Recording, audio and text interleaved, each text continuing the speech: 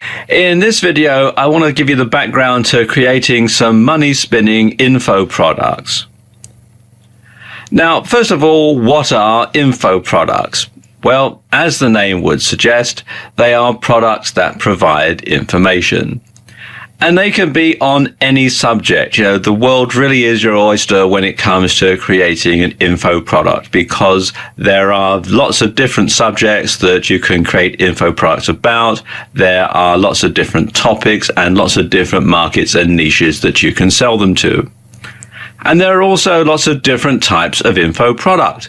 You can create ebooks or articles, videos, audio products, the list just goes on and on and on. So how do you get started in creating info products? Well, I suppose really coming up with a topic or an idea for your info product is probably the hardest part. Because when you create your info product, it needs to be, first of all, interesting. And of course, it has to be something that people will be willing to pay money for. So you want to carry out some proper research first. You want to look on forum sites that are related to your niche. And you want to see what people are talking about, what questions they have, and what answers are being given. And also, sites like Yahoo Answers can be a good source of information. So you want to collate all that together when you start to create your info product. Your local library can also be a good source of information. Even better if you can use a library at a local college or university, because they're going to have more reference books and things like that that you probably wouldn't find in an ordinary suburban library. Or if you can go to a main library in the downtown area of your city that probably has a lot more information than you would find at your local library, then that can help as well. But whatever method that you choose, make sure that your content is accurate, that it's up to date, and that it addresses all the issues and it answers all the questions that people have been asking. Now, exactly what you create and how long your info product is going to be is going to depend on your subject and your niche. The great thing about info products is once you've created one, it can be repurposed in many different ways. So, for example, you could create an ebook, and that's probably the simplest and most common type of info product, because you can create it very quickly using software that you can find to hand. And you can sell it either from your own website, or you can upload it to sites like Kindle and sell it as an ebook, a Kindle ebook from Amazon. Now, once you've got your ebook done, you can easily convert it into a printed book. You can go to one of these print-on-demand sites. Again, Amazon has one, and you can turn it into an honest-to-goodness proper printed book, which you can then sell for a higher price than you can sell your ebook for. You can also break it down into an article series, which you can post on your website or blog, or which you can sell as a pack, either with or without private label rights. You can turn your ebook into a video. It can be a video that you appear in, that you shoot with a camera or shoot with your iPhone, or it can be a simple graphic and voiceover video like this one. And then you can take the audio from that video and split it off as an MP3 file and sell that as an audio recording. And you can sell it as an MP3, or you can burn it onto CD and sell that. So once you've created one info product, then you can repurpose it and resell it in lots and lots of different ways. Now, there are lots of useful tools that you can use to create your info product, and the tools that you use are going to, of course, depend on what type of info product you have in mind. But here are some of my favorites. Whatever type of info product you decide to create, you're going to need a good Office suite. And if you don't have Microsoft Office or something similar on your computer already, then a good one to get is LibreOffice, which you can download here from LibreOffice.org.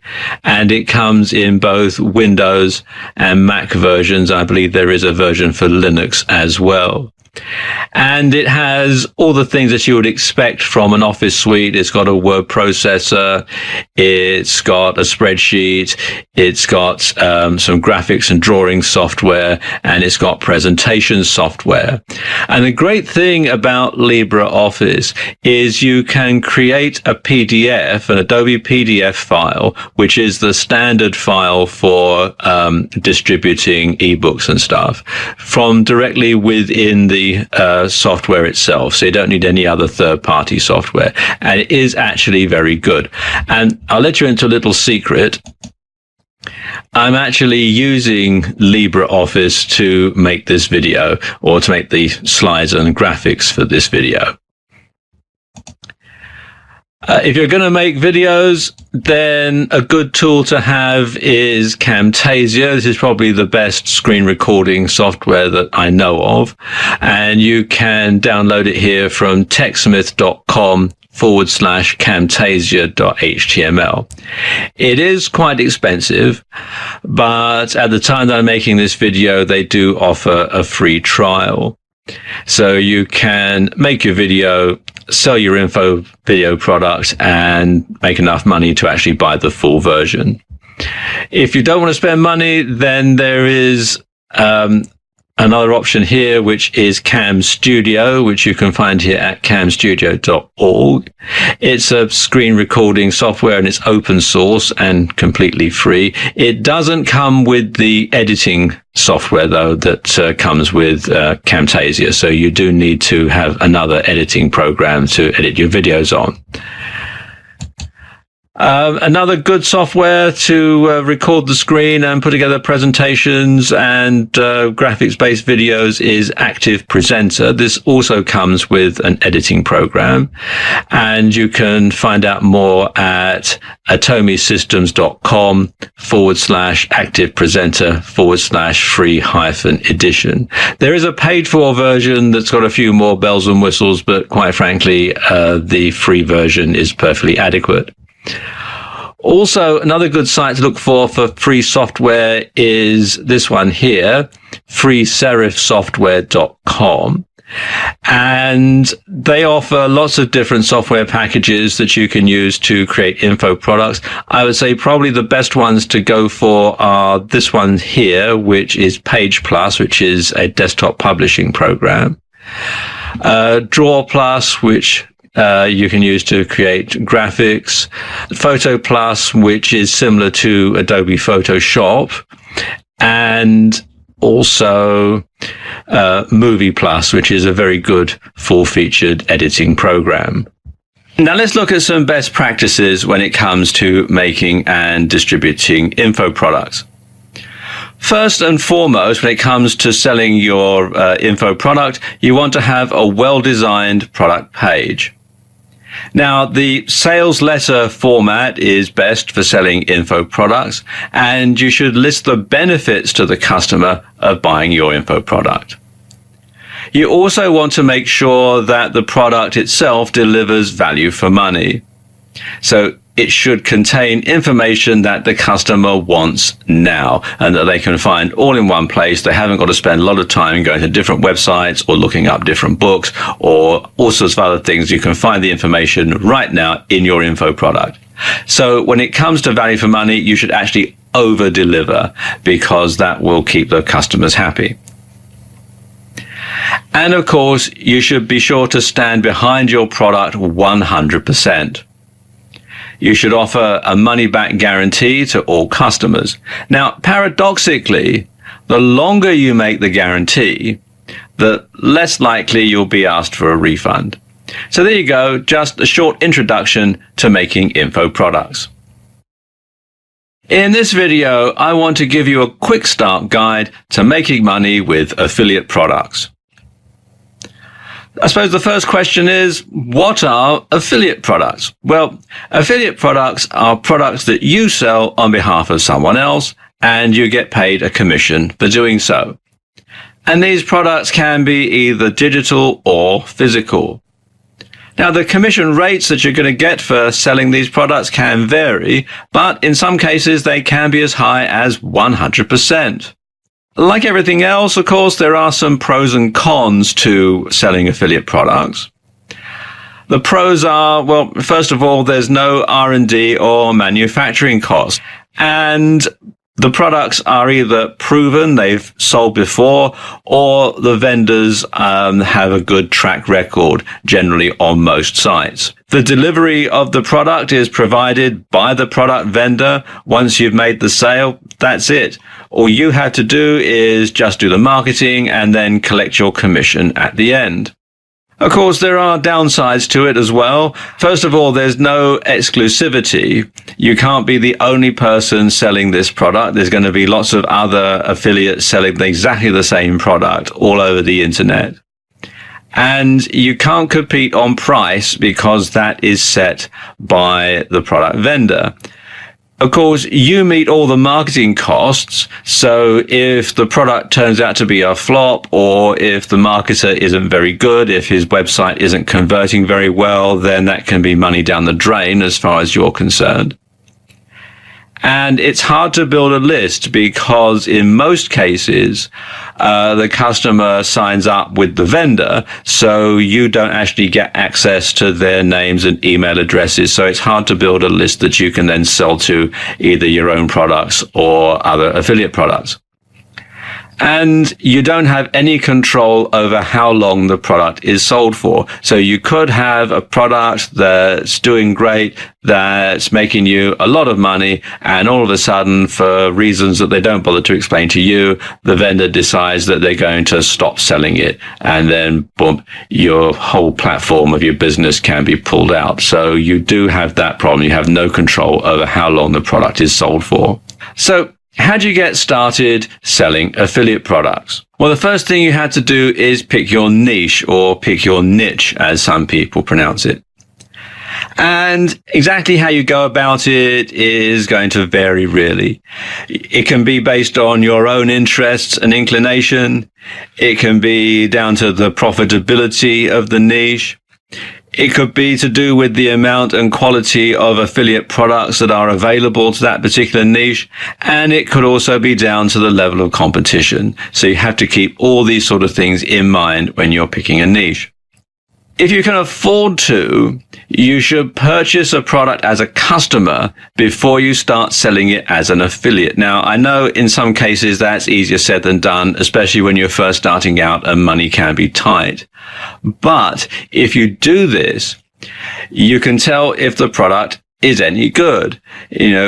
Quite often the product just simply doesn't live up to the hype. So you can tell right away if you're onto a winner. And it gives you an idea of the level of customer service that the vendor provides, because after all, when you send a customer to an affiliate site, the experience that they get from that affiliate vendor is going to reflect back on you because you sent them there.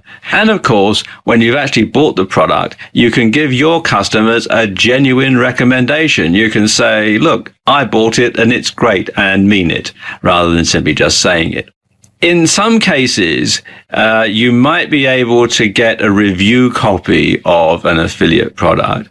Some people do this, especially if it's a brand new product and it's being launched right away, and especially if you've got a following, you've got a good mailing list and that sort of thing, then you can get a review copy so that you can actually see what the product is like. A lot of vendors don't like doing this because, unfortunately, some people do abuse this. They just simply want a free copy of whatever it is, and then they don't bother to review it. They don't bother to sell it, and it's just money down the drain as far as the vendor is concerned, particularly if it's a physical product. But it can't hurt to ask for a review copy. After all, the worst they can say is no. Now, there are lots of different sites on the internet that advertise affiliate products. Let's take a look at some of the best. First of all, there's JVZoo, which you can find here at jvzoo.com. And this is good if you're looking for digital products in the IM niche. They have a lot of very good products here. They link with your PayPal account, and you can actually get instant affiliate payments that way, which can really help your cash flow. Then there's ClickBank, which you can find here at clickbank.com. And ClickBank, again, offers mostly digital products, but also in lots of different niches, not just the IM or make money online niche. And what you can do is go to the affiliate marketplace here and scan some of the categories. Then there's CJ Affiliate by Conversant, which you'll find here at cj.com. This used to be called Commission Junction. What this does is it coordinates affiliate programs for lots of different merchants. Some are bricks and mortar stores that have an online presence. Others are 100% online. And a lot of physical products get sold with affiliate commissions via CJ. And then finally, there's Amazon Associates, which you can find out more at affiliate-program.amazon.com. And this basically means that you can get commissions on practically everything that Amazon sell, both books and a lot of their online stuff, and also through merchants who sell via Amazon and who wish to participate in the program. And of course, you can always do a search in Google for your niche or your particular topic, followed by affiliate program, and then you'll get lots and lots of results that way. Now, here are some points to consider when you're selling affiliate products. First of all, is the market oversaturated? Because if it's a really crowded niche with lots of well-established players, then it might be better to consider another one. The second thing to consider is the market oversaturated with this product? Because if everyone and his dog are trying to sell this affiliate product and every potential customer has been informed about it at least once, then your chances of making a sale are slim. So you want to see where else this product is being sold online. Another thing to take into consideration is what's the likely profit per sale. Now, this is going to be based on a number of factors. Obviously, the purchase price is the largest consideration, as is the commission rate. But also you have to take into account your own marketing and advertising costs, because obviously they're going to come off of the commission rate. You also want to find out how helpful and supportive the vendor is. Do they provide tools to help you sell the product? And do they have positive feedback or a good reputation? Because if the person turns out to be a scam artist, then it can badly reflect on you if you've introduced a customer to them. And finally, is it easy to contact the vendor? So you have to take these things into consideration. Okay, let's take a look at some best practices when it comes to marketing affiliate products. First of all, take the time to do proper research. You should know your niche, you should know your market, you should know your customers so that you know exactly what type of affiliate product is going to be a good fit. And you want to build a list. You want to build a mailing list of subscribers, and you want to send them lots of useful information for free. Don't just flog your affiliate products to this list. You want to make sure that they get lots of useful information from you so that they look forward to receiving your emails, so that they open them, so that they read them, so they don't just simply go straight into the spam folder. A good way to do this is to build a blog and to update it regularly. Again, as above, lots of useful information. Don't just flog affiliate products in your blog either. And if your blog is a review site, then make sure that you provide genuine reviews. And you should reinvest your products in your affiliate marketing business. And you should encourage feedback from customers. After all, you can't give the people what they want unless you know what it is. And finally, if it ain't broke, don't fix it. Stick with what works. So there you go. There's a quick start guide to affiliate products. In this video, I'm going to give you some pointers on selling software for fun and profit. Now, there's lots of different types of software that you can sell. You can sell software and apps for PCs, for Macs, for smartphones, or for tablets. And you can sell software and apps that you've created yourself. You can hire a programmer to create it for you. You can resell PLR software. You can sell software as an affiliate, or you can sell a combination of all of the above. So how do you get started in this very lucrative business? Well, it all starts with an idea, or better still, a need and an idea of how to fill it. So what would make your life easier? What would make life easier for friends, family, or co-workers?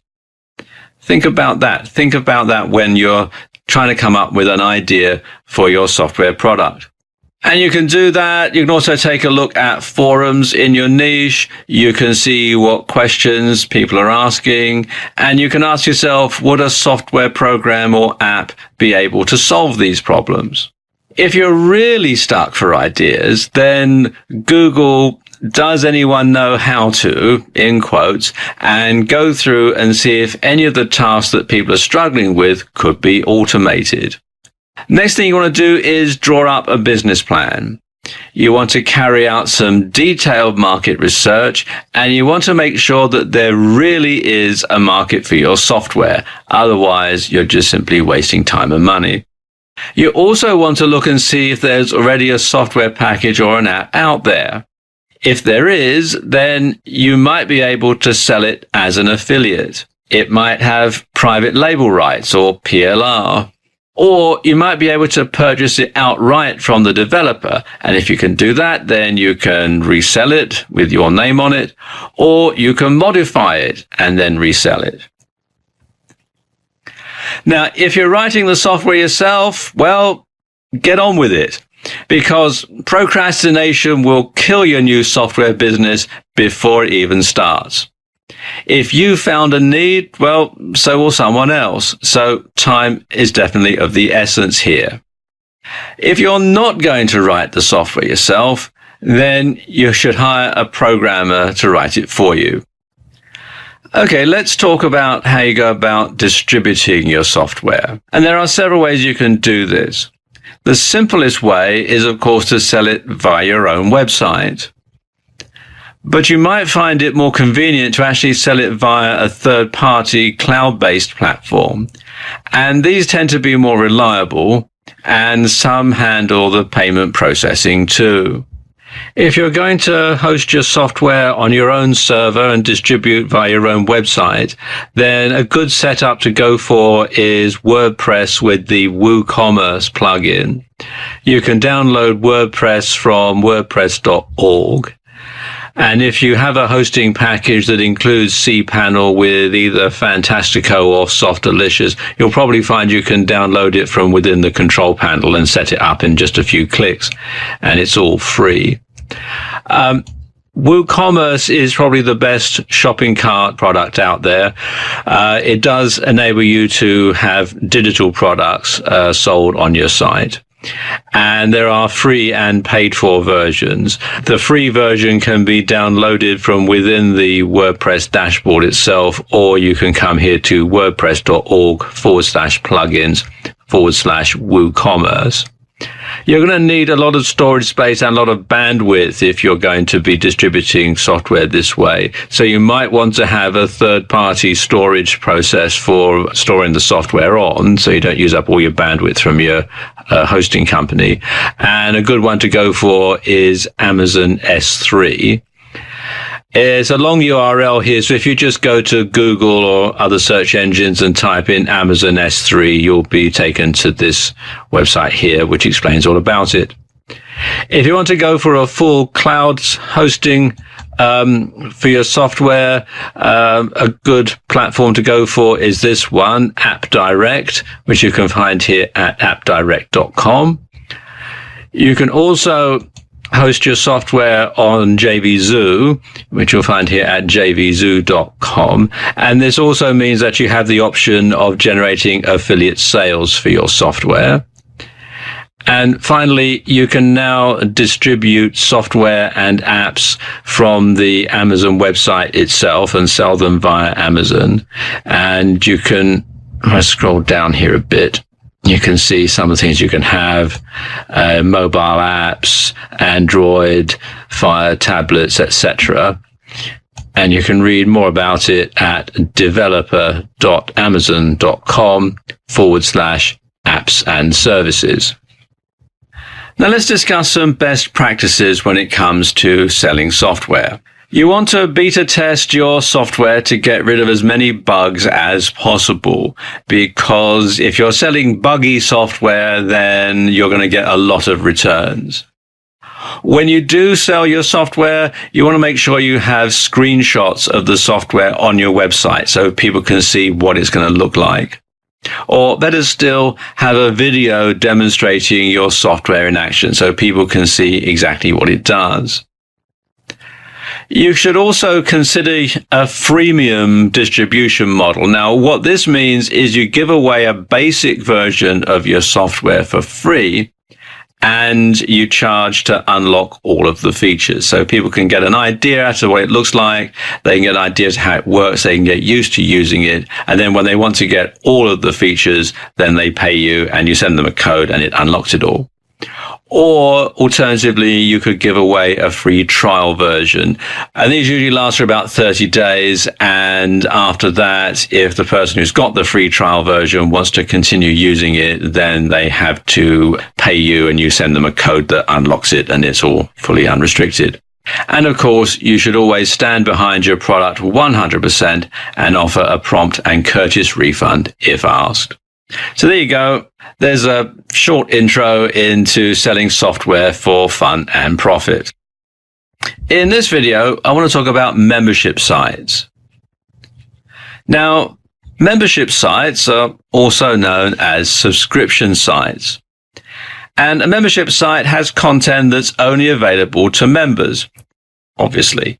And this can be either written content, videos, audios, or a combination of all. And some sites have different levels of membership where access to certain content is limited. So how do you get started creating a membership site?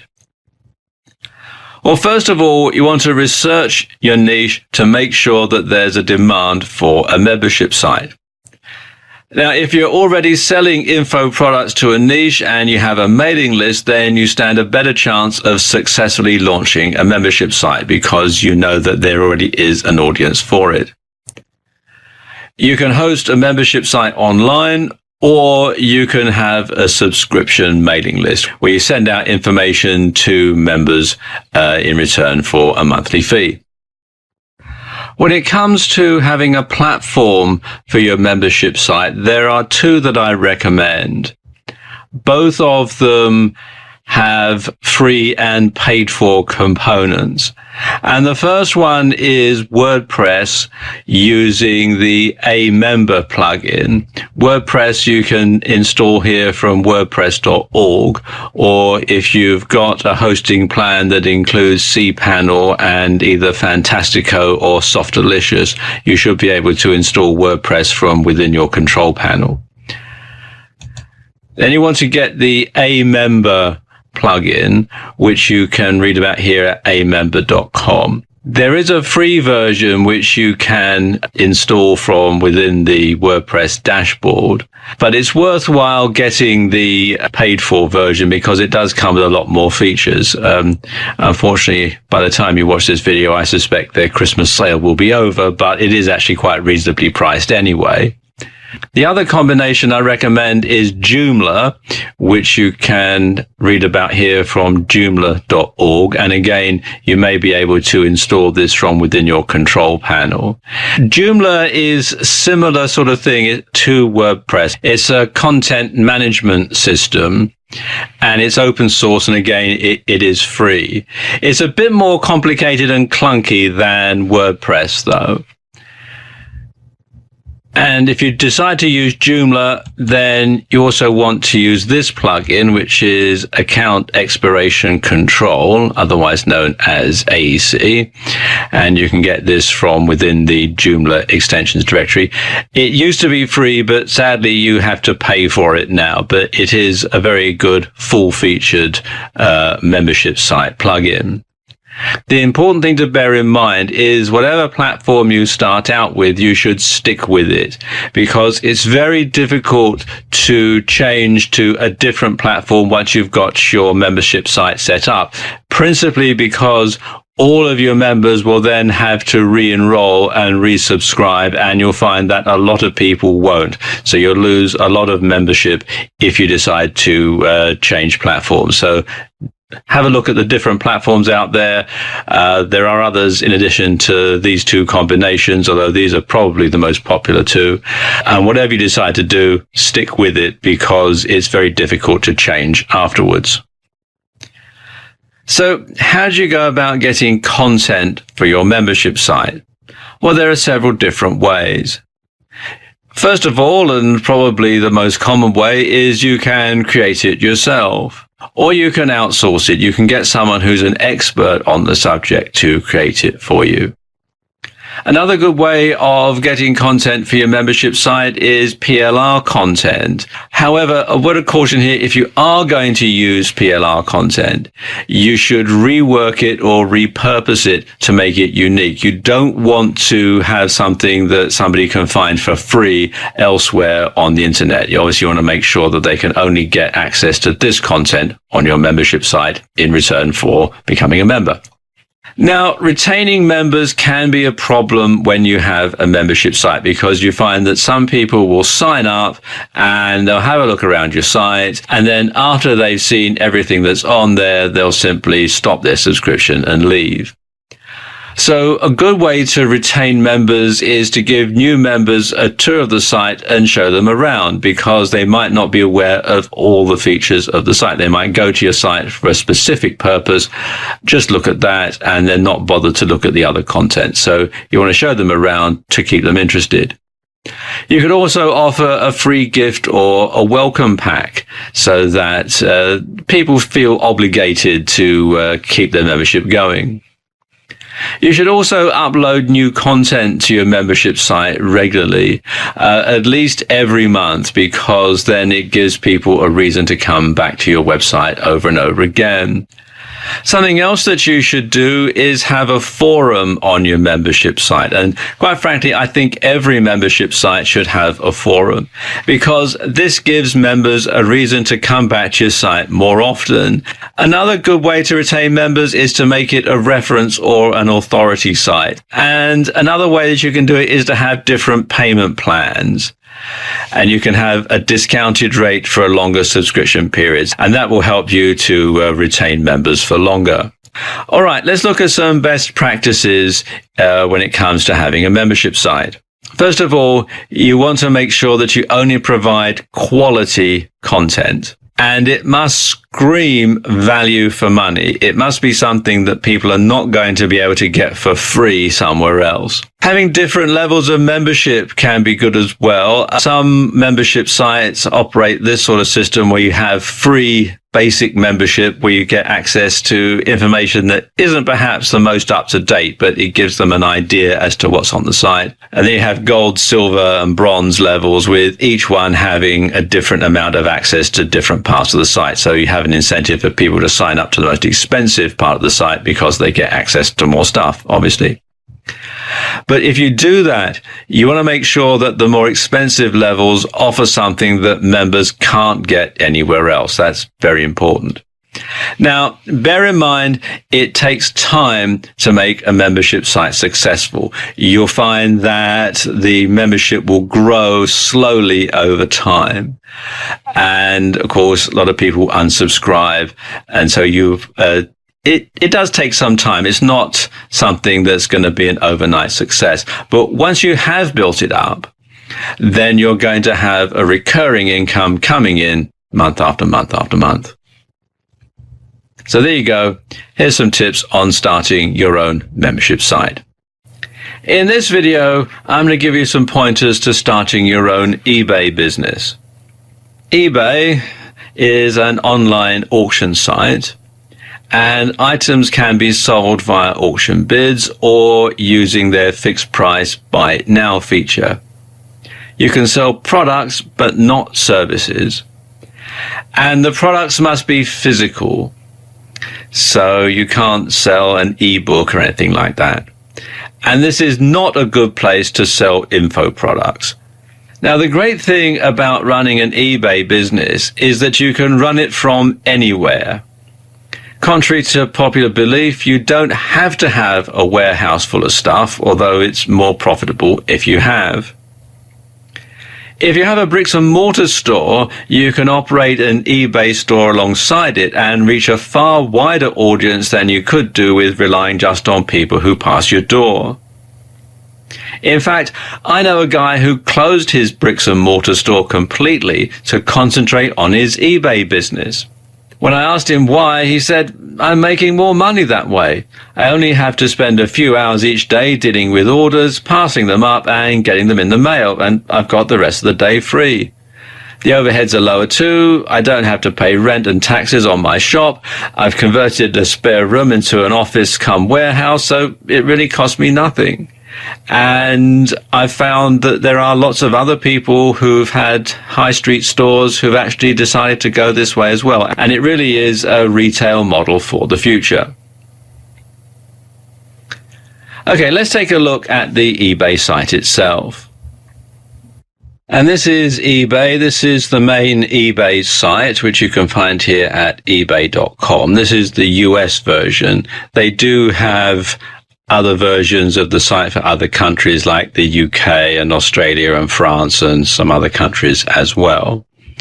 And you can see all the different categories that they have here, all the different things that you can sell on this site. How do you start an eBay business? Well, the first thing is you have to decide on your market. Do you already have a niche that you market to, or are you just looking to make the most money as quickly as possible? eBay do have a couple of pages on their site with information that can assist you in deciding what to sell. The first one is items in demand, and you can find this at pages.ebay.com/seller information/selling-basics/items-in-demand.html. And you can see they sort of give you a lot of information here, sort of thing that's being sold, the sort of prices that they're charging. This is for the US based site, but if you're selling on a local version of eBay, then you can simply use this as a guide. Also, they have this one, what to sell online with eBay, which you can find here at pages.ebay.com/seller information/what-to-sell-online/index with a capital I.html. And again, lots of information about what's hot and things that you can sell on eBay. And it can give you a good idea as to what's likely to generate you the best profit. So how do you go about getting started? Well, the first thing to do is to sign up for an eBay account. The process is very straightforward and it's free to sign up. You can sign up on the main ebay.com website or on your local site if you're outside the United States. So come here to register, click on the link, and then come here to register, and then you fill out your email, password, first and last name. They want a mobile phone number if you're registering in the US, and then you have to agree to their terms and conditions. You can also, if you prefer, if you're going to be selling on the site, register for a business account. Click here on this link, and then you enter your business name here, country, address, phone number, and so on, all this information here. And it is actually very straightforward, and signing up is all free. How do you go about finding stuff to sell in your eBay store? Well, of course, a good source is your own products. Now, this can be software that you've developed or you have the rights to, and you need to distribute this physically, so it can be on a DVD or on a memory stick. Videos are good sellers on eBay. Again, you'd need to distribute them physically, so you need to burn them onto a DVD or a Blu-ray disc. And of course, crafts always sell very well on eBay. You can also buy in products to sell, and this is probably the most popular way to make money on eBay. When it comes to finding wholesalers, probably the best site to look on is this one, which is Alibaba.com. And this acts as a portal for lots of different manufacturers, mainly in the Far East, places like China and Taiwan and India. But they also have some suppliers from the US. And you can see, if I scroll down a bit, that they do have items at very low wholesale prices, but you often do have to order them in bulk. For example, these fishing lures, they're $2.59 a piece. These are US dollars, but you've got to order a minimum of 20 pieces. But they are very good value, and they are probably the most widely used site for this sort of thing on the internet. And then there are wholesale pallet sales, and these are a great way to buy stock for your eBay business. What you do is you buy a pallet of mixed goods, and these can be all sorts of stuff. They can be novelties, electrical goods, phones, clothing, the list just goes on and on and on. Now, some of these items that you buy on pallets are catalog returns. They're stuff that's been sold in catalog stores. They've been sent back. They've been reconditioned, and then they're being sold on. Others are bankrupt stock from companies that have gone out of business. There's also second quality items, things that are not really good enough to be sold in a high street shop for a high price, but that doesn't mean to say there's anything really wrong with them, and you can sell them in your eBay store. And there's reconditioned stock as well, as I was just saying, stuff that has been repaired and then is being sold on as reconditioned. You buy it by the pallet, and you do take a certain amount of pot luck. You don't know exactly what you're going to get, but quite often you'll find that there's enough good stuff on there to offset the loss that you're going to make from any bad stuff that might be on there.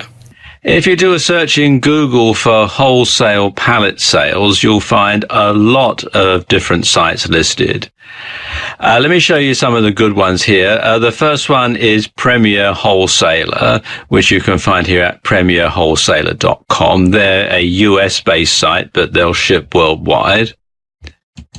Then there's Wholesale Clearance, which is a UK-based site, and you can find them at wholesaleclearance.co.uk, and you can come here to pallet-offers.htm to explain about their pallet sales.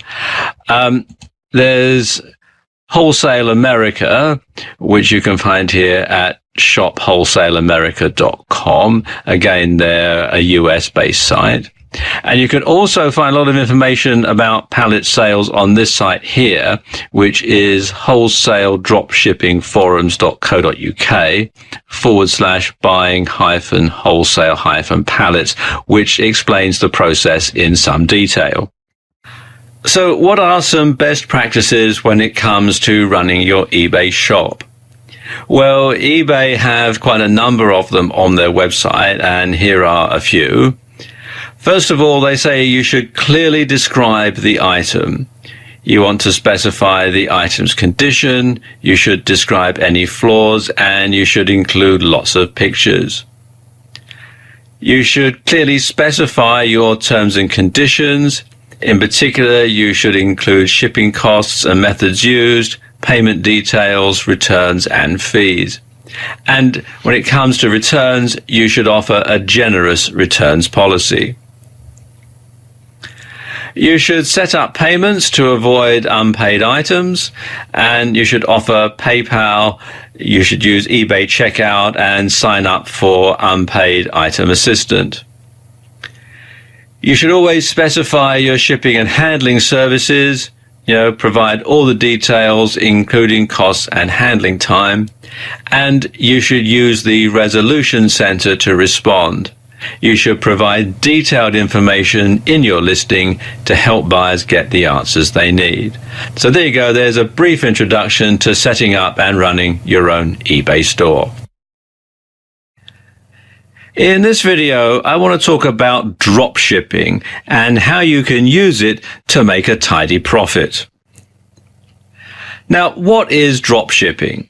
Well, according to Wikipedia, drop shipping is a supply chain management technique in which the retailer does not keep goods in stock, but instead transfers customer orders and shipment details to either the manufacturer, another retailer, or a wholesaler, who then ships the goods directly to the customer.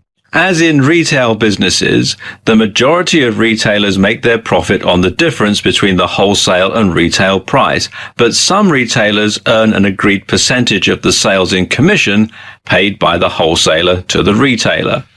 What happens is the customer comes to your website, or it could be your eBay shop or your Amazon shop, and they place an order. The order details are then passed on to you, and you pass the order details on to the dropshipper.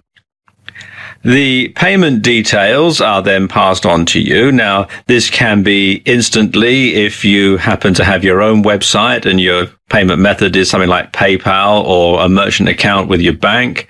Others might take a bit longer. There might be a bit of a delay. You pay the dropshipper and you make your profit off the difference. Now, depending on the drop shipper, you may have to pay them up front, or you may be able to have an account and they'll invoice you and you pay them at an agreed time. It varies from drop shipper to drop shipper. What happens next is the drop shipper will deliver the order to your customer. So you don't actually handle any of the merchandise. It goes straight from the drop shipper to your customer.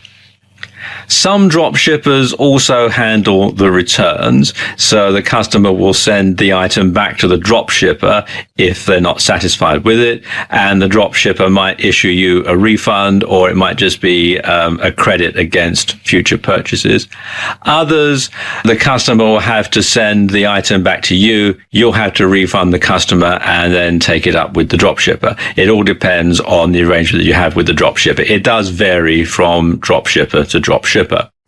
Drop shipping means that you don't need to keep an inventory of stock. You have a minimal upfront investment. Some drop shipping companies require you to open an account and pay a fee. Others don't. Again, it all varies depending on which drop shipping company you're using. There are very low overheads because you don't need to keep a warehouse full of stock.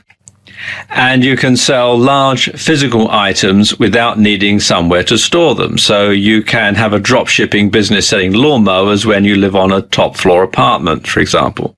And there are fewer cash flow problems because the customer generally pays you before you pay the drop shipper. So you don't have to go out and buy the stock from the wholesaler, store it, and then try and sell it and hope that you're going to make a profit by selling all of them.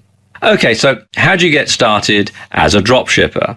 Well, the first thing that you need to do is decide on your market or your niche. It's best to concentrate on one type of item first, but you can operate in multiple markets later, but it's best to keep them related. So what are some good niches to get into? Well, there are lots and lots of different niches to get into, and a lot of that's going to depend on your own personal preference.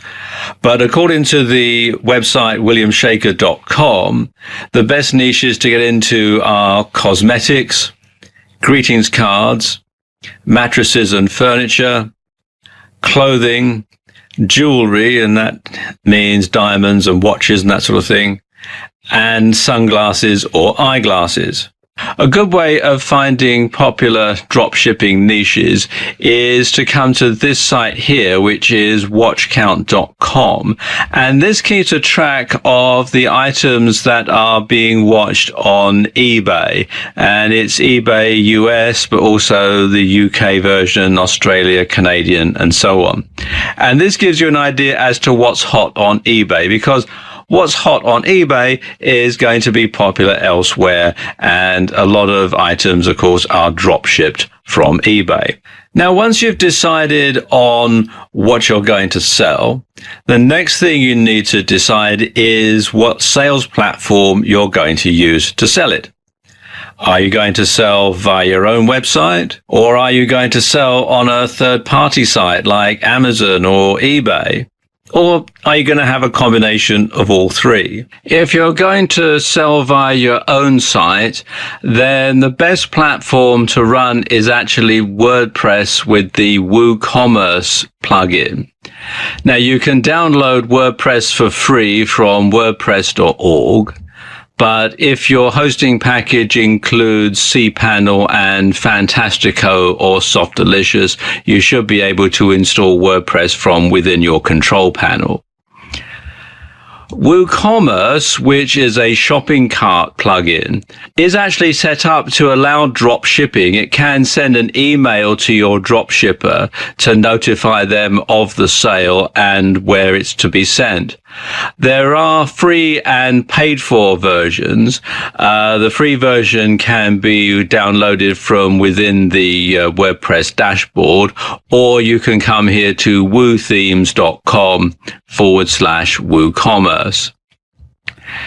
If you're going to sell via eBay, you can sign up at the eBay website, ebay.com if you're in the US, and there are other variations as well. There's one for the UK and one for Australia and Ireland and Canada and so on. Click here on the link that says register. And as you're going to be selling, you want to scroll down a bit and click here on register for a business account, and then click on this link. And then basically you need to follow the on-screen instructions. It's all fairly simple and straightforward. If you want to sell on Amazon as a drop shipper, you need to come here to sellercentral.amazon.com and then click here on the link that says register now. Now, there is a fee to sell on Amazon.com. As you can see, it's $39.99 a month plus additional selling fees at the time that I'm making this video. But you do get the first month for free. So you can click here on Sell as a Professional, and then click here to create a new account, and then follow the on-screen instructions. Again, it's all very straightforward. So how do you go about finding drop shippers? Well, a lot of that is going to depend, of course, on exactly what it is you're going to sell. But there are some ways that you can find some good drop shippers. The first one is the wholesaler.co.uk, which you can find here at thewholesaler.co.uk/suppliers/drop shippers. And you can see it's got a lot of information on this site.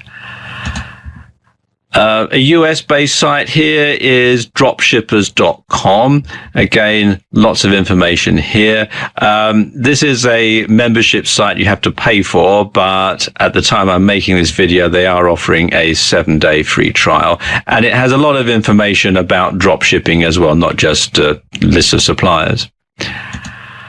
Auctionsitenews.com has this page here, best-drop shippers for eBay, and it lists all the best drop shippers if you're going to sell via eBay or Amazon. This site here, watchmanadvisors.com, has a list of verified drop shipping suppliers, and as you can see, it is quite extensive. Lots of different things here, different categories and so on. This is a US-based site, and you can find out more at watchmanadvisors.com/list-of-drop shipping-suppliers. And if you're going to get into drop shipping it's a good idea to join this forum, dropshipforum.com, where you'll be able to chat with other dropshippers. You'll be able to join the community and get all sorts of information, and it's well worthwhile doing. Now let's look at some best practices when it comes to dropshipping. First and foremost, you want to find reputable companies to deal with. So ask around, get recommendations from other people who make their living dropshipping, and place an order yourself to see what the customer experience is like. Bear in mind that the merchandise may be coming from another company, but it's your good name and reputation on the line because you're the person that the customer's going to be dealing with. Something else that you need to do is to get your tax status sorted out before you start trading. Now, I know this sounds kind of boring, but it is very important. You need to know if you're going to be liable for sales taxes, VAT, GST, that sort of thing. You also need to make sure that you have to collect the sales tax where you are or where your customer is. And also things, if you're going to be importing, you need to work out who's going to pay the import duty, who's going to pay the customs charges, that sort of thing. And you need to get that sorted, because if you're trading, let's say you have an eBay shop and you sell something to somebody who's in your home country, but you're having it sent from a drop shipper in China, well, there's going to be customs charges to pay, import duties, etc. And the person who's receiving it will probably be lumbered with the bill unless you've got something worked out ahead of time. So you do need to get all that sorted from the very beginning. You also need to make sure that you know who is responsible for returns. Does the customer send the item back to the drop shipper, or does the customer send the item back to you and you have to then deal with the drop shipper? So you should have a clear returns policy. Something else that's very important is to get all agreements in writing. Also, don't limit yourself to a single drop shipper or supplier, because if the drop shipper goes out of business, well, quite frankly, you're up the creek. And you should also keep a supply of cash handy to cover any disputed returns or refunds. So there you go. That's a brief introduction to drop shipping as an online business. In this video, I want to give you some information about CPA marketing. Now, CPA marketing is actually a very complicated and in-depth subject, so I can't really go into it in a lot of detail in this video. But what I hope to do is just give you a bit of a primer so that you can decide whether or not you think CPA marketing is a good internet marketing business for you, and spur you on to dig deeper and find out more information. Now, first of all, what is CPA marketing? Well, CPA stands for either cost per action or cost per acquisition. Now, the action could be when someone clicks on a link or a banner. And the acquisition could be when someone signs up for a mailing list. In some ways, CPA is pay-per-click on steroids. Now, there are two ways that you can make money using CPA. The first way is to drive targeted traffic to your website or offer. And as I was just saying, you only pay when someone is acquired or takes the required action. And the second way that you can make money using CPA is by driving targeted traffic to other people's websites or their offers. And when that happens, you get paid every time someone is acquired or takes the required action. So there are two ways to making money using CPA. So how do you get started in CPA? Well, of course, that depends on which CPA model you want to follow. Now, let's say you want to use CPA advertising to drive traffic to a website or offer. Well, the first thing that you want to have is a professional looking landing page. And by landing page, I mean either a sales page or a squeeze page. And it should already be converting well before you approach a CPA network. Then you have to choose a CPA network that you want to work with.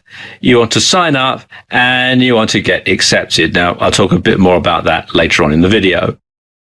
Then you want to monitor the traffic and tweak your landing page so you get the maximum conversion.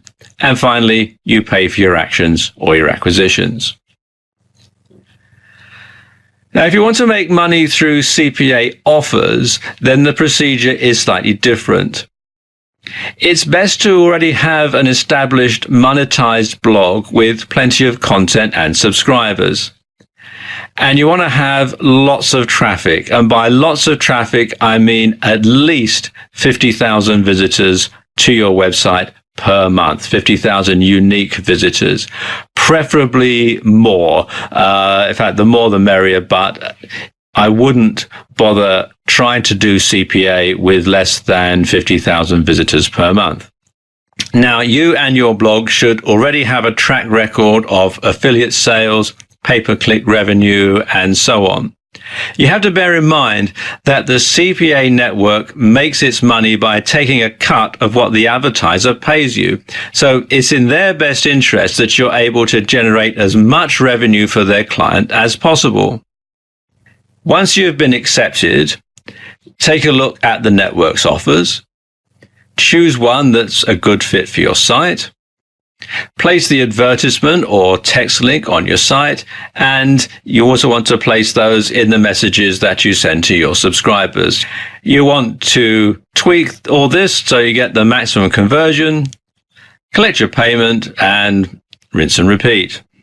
Now let's talk about how you go about signing up to a CPA network, because this is not as straightforward as it may seem. It's not like signing up for affiliate networks. The process is a lot more complicated. You will need to be vetted by the CPA network, and they want to make sure, obviously, that you know what you're doing. And they also need to make sure that you're not a scammer.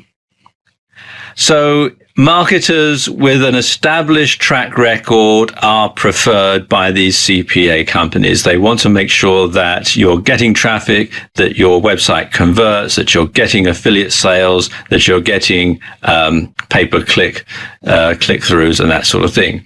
And for that reason, most newbies get rejected by CPA networks. So it's not something that you want to go into if you are just starting out in internet marketing.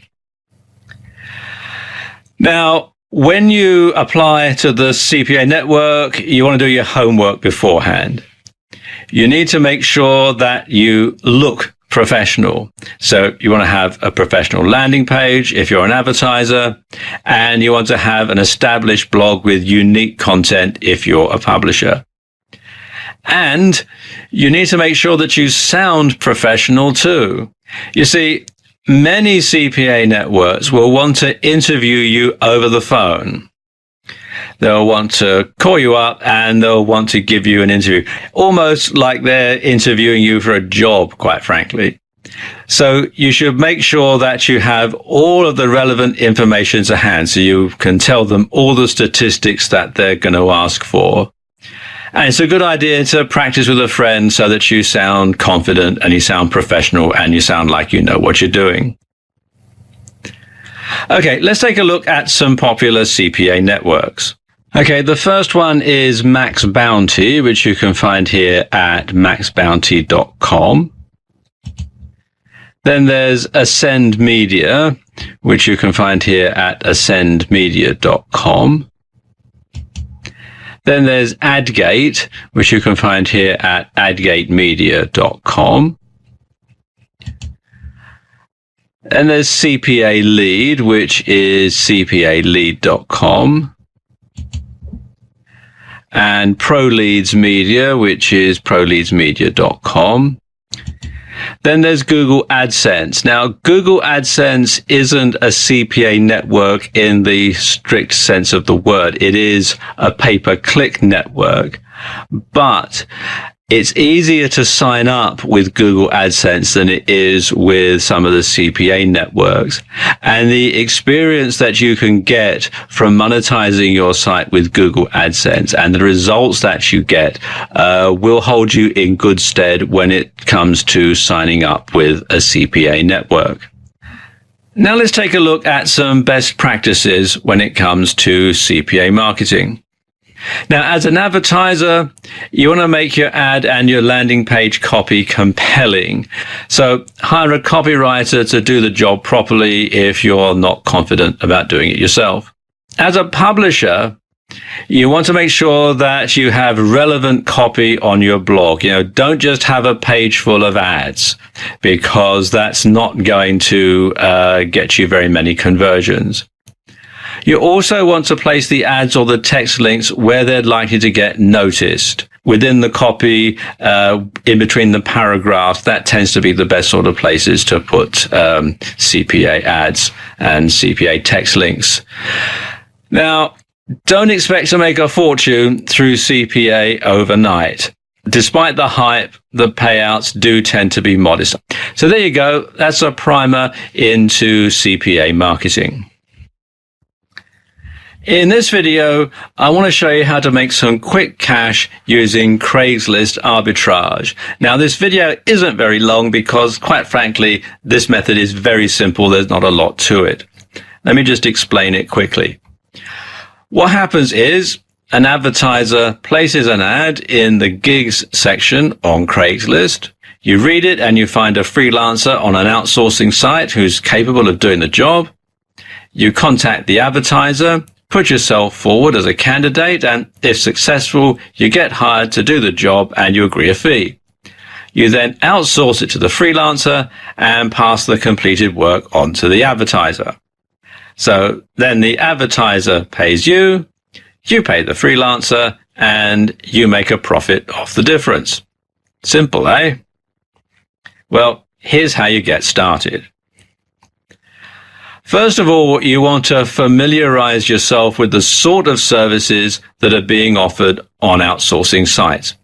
And you want to find people who offer services that can be delivered digitally. So we're talking things like computer or software services and creative services. So go through the sites, and I'm going to show you some later on in the video, but go through the sites and find suitable candidates, look at their portfolios, see how good they are, and then bookmark their pages for future use. Now, here's a few sites that you can look at. The first one is Fiverr, which is Fiverr with 2Rs.com. And this is probably the best site to look at when you're trying to match people who are posting gigs on Craigslist with people who can actually do the job, because everybody on this site only charges $5 for whatever it is that they're doing. So you can see lots of different things here: graphics and design, online marketing, writing and translation, video and animation, etc. Now, sometimes they charge multiples of $5, but it's still very cheap, and the turnaround for people who advertise on Fiverr is generally quite quick as well.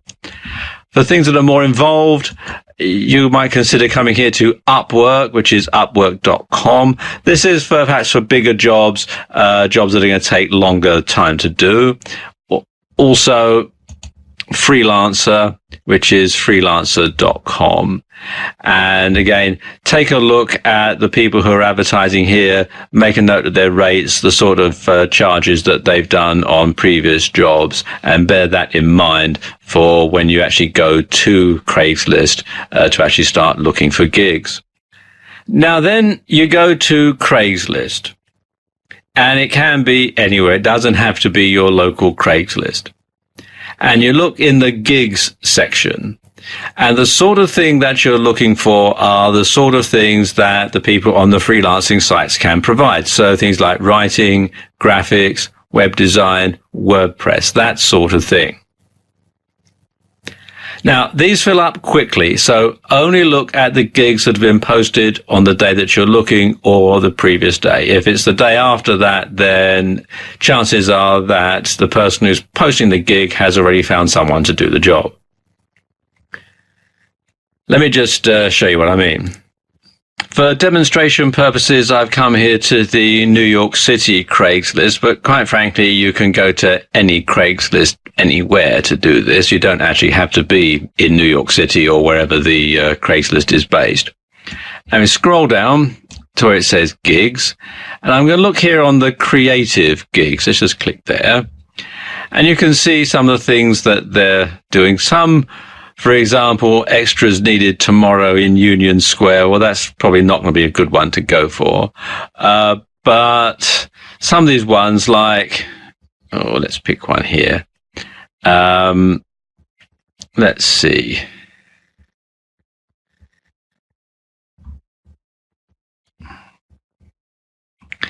Let's see, editor for showreel ASAP. Let's click on that one and see what it looks like. So you can see what they want. And so they want an editor, 3 years editing experience, etc. We're looking for a fast-paced editor to work on their own. So obviously you want someone who's got their own equipment, perhaps. So here, come here to Fiverr. Look here where it says editor or video editor. Video editing, there in editing and post-production. And there we go. You can see all these different people here. For example, this guy says, I do video editing professionally within 24 hours for $5. And then you could follow through, find out all these different people, find out their availability, apply for this gig, get their feedback, get hired, then go to Fiverr, hire someone from here, mark it up, and you make your profit off the middle. See, very, very simple. So what are some best practices when it comes to Craigslist arbitrage? Well, first and foremost, don't promise anything that your freelancers can't deliver, because obviously that's going to reflect badly on you. Check your freelancers' sample pieces to make sure that they know what they're doing. And take payment via PayPal or something similar so that you don't have to wait to get paid. And finally, you should take a deposit of 50% up front, just in case the advertiser doesn't pay. So at least your costs will be covered and you won't be out of pocket. And if you take payments via PayPal, then the advertiser knows that they're 100% covered if you don't deliver. So it's a win-win situation all round. In this video, I'm going to talk about outsourcing. And while this isn't exactly a business model, it is something that every person who works online, everyone who runs any type of IM business should be considering. Because if you intend on doing it all yourself, you'll quickly discover just how little you actually get done. You'll end up burned out, frustrated, and ready to throw in the towel, especially if you had great plans for your online business and despite all the time and effort that you've put into building and growing your business, you're still not able to meet your objectives. You know, at the end of the day, it'll feel as though for every step forward you attempt to take, you take 2 steps back. Because if everything comes down to you, there's only so much that you can do at one time. What are the advantages of outsourcing? Well, outsourcing is cheaper than hiring employees. And there are lots of outsourcing websites. And there are dozens of online marketplaces where you can recruit freelancers. And there are freelancers for practically every task. And these are experts that can help you remain competitive. And you can simply post your projects on the freelance marketplaces or on the outsourcing websites and then hire the freelancers as and when needed. And you could actually run an entire business being the middleman or middlewoman matching busy entrepreneurs with freelancers. So there is a business model that you might want to look into there. When you're deciding to outsource, you have to ask yourself, how much is your time worth? How much is 1 hour of your time worth?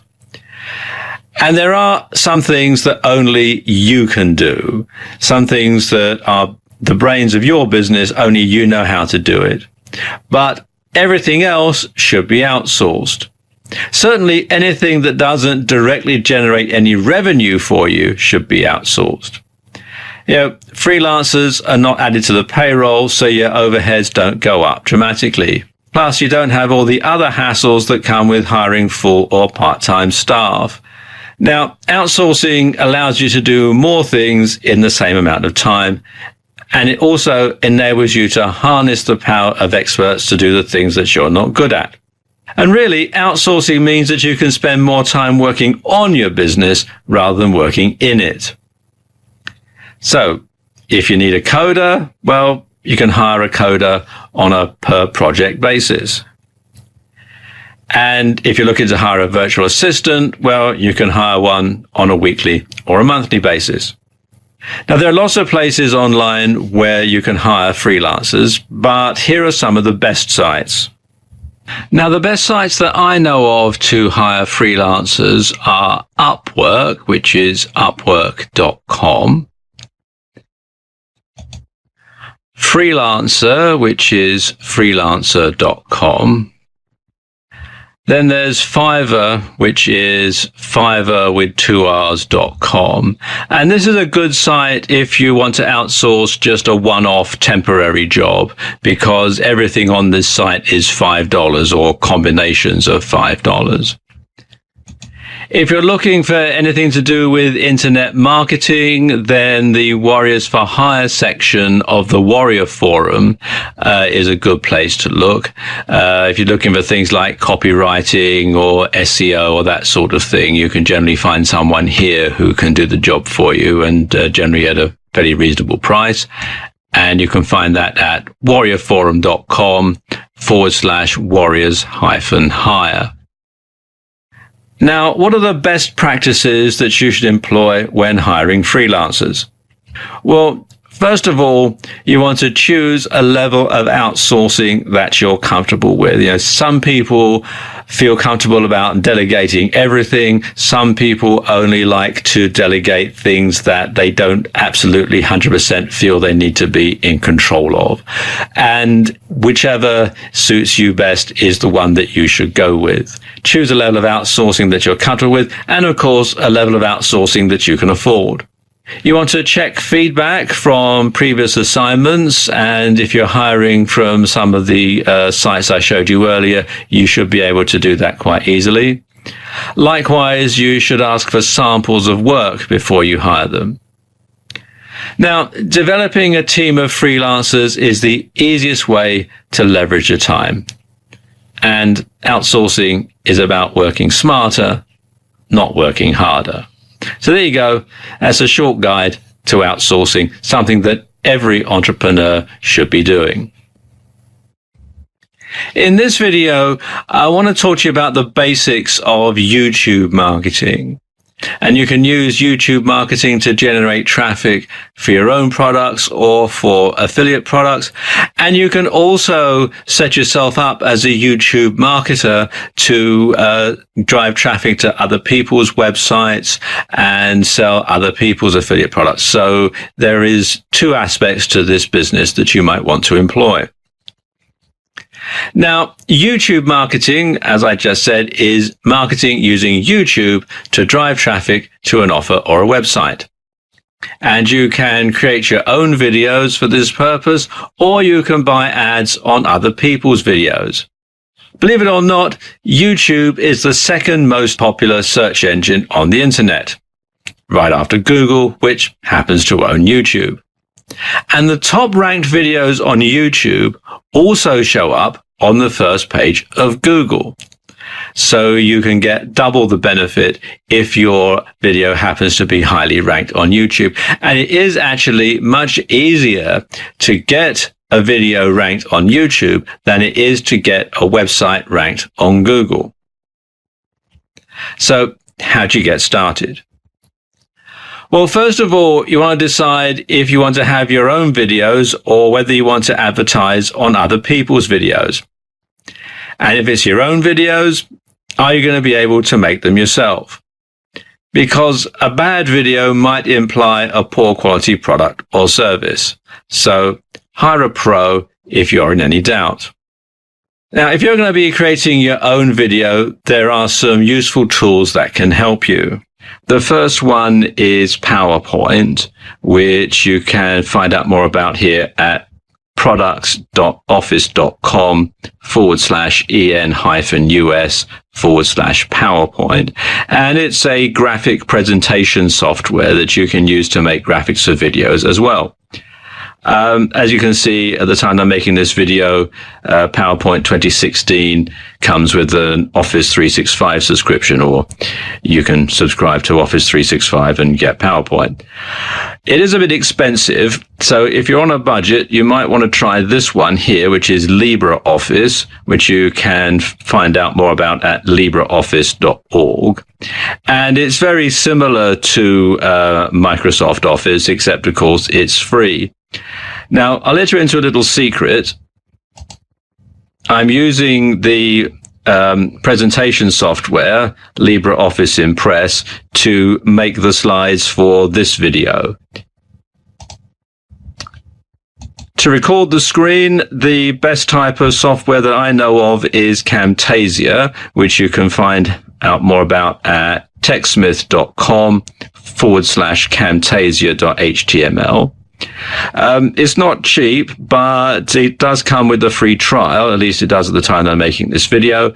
And usually what you can do is make your video, get it up on YouTube, and start getting some traffic, and use the resulting cash that you get to pay for a full subscription to it. So they do give you a bit of flexibility. Alternatively, you can try this software here, which is Cam Studio, which you can find out more at camstudio.org. And it's a completely free and open source screen recording software. It doesn't come with any editing capability, unlike Camtasia. So you'll need to get some editing software. And a good one is Serif Movie Plus. And you can get a free version of it from serif.com/free-video-editing-software. And they do other free software as well. You can use this to edit stuff that you've screen captured, and you can also use it to edit videos that you've shot with a camera or camcorder. Now, if you do decide to have your own video, you can improve the likelihood of your content being discovered by using smart titles and the right keywords, which will act as search terms. Because again, a lot of people use YouTube as a search engine. Now, when you find a YouTube user whose content you enjoy, you can subscribe to their channel and see their newest videos on the homepage whenever you visit the site. And this will give you a good idea as to the sort of videos that other people are creating, the sort of videos that the top people in your niche are creating, so you'll know what the competition is. And YouTube also allows users to create profiles, and it allows for direct messaging as well as commenting on videos. So you can communicate with people who have videos on YouTube directly, which can come in very useful. Active discussion on a video is a great way to increase engagement and to heighten visibility, because the more people that view your video, the more people that comment on your video, YouTube interprets that as being a very popular video, and therefore it rises it up the search rankings. Now, probably the best free tool that I know of for choosing keywords is the Google AdWords Keyword Planner. And to access it, you need to sign up for Google AdWords, which if you have a Google account, you'll automatically be signed up for. And then come to adwords.google.com, click on campaigns, and then simply follow the on-screen instructions. Now, the whole thing is actually set up to integrate with your AdWords campaign. And that can come in handy if you're going to advertise on other people's videos. I'll talk about that a bit later on in this video. Now, once you've got your video made and you've got your keywords and you've got your script and everything's all ready to go, then you need to upload it to YouTube. So come to youtube.com and sign in. And it's actually very simple to do. You just click here where it says upload. Click on this button here. and then you select the files to upload from your computer, and then simply follow the on-screen instructions. It is actually a very straightforward process. Google make it very simple for you.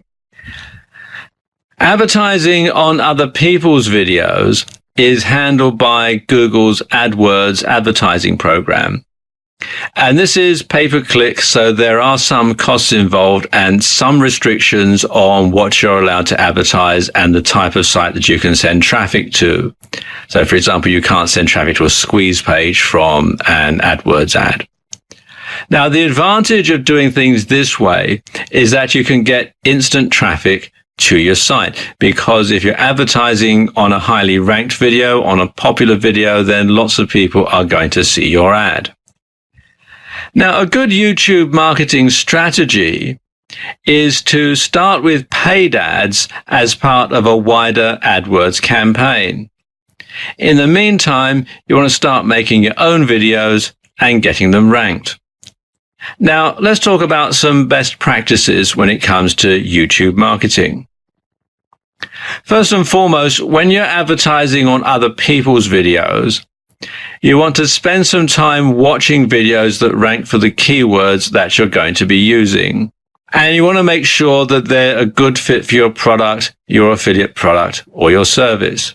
You also want to bear in mind that these videos are going to be your competitors if you decide to make your own videos. So you do have to bear in mind exactly what the competition is doing. Now, when you're making your own videos, first and foremost, again, you want to make sure that the video is relevant to your offer.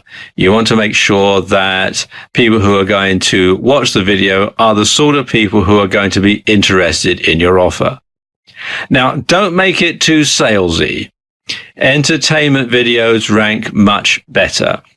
You also want to make sure that the narrative that you have to your videos, the words that you speak in the voiceover or that you read to camera from a script, are keyword rich, so that it sort of triggers when people are listening to it. And you can also upload a transcript, again, keyword rich, to help the video rank better. As with lots of things online, when you're trying to do search engine optimization, you want to make sure that you go for keywords that have a high search volume but low competition, because then you stand a much better chance of getting your videos highly ranked. So there you go, an introduction to YouTube marketing.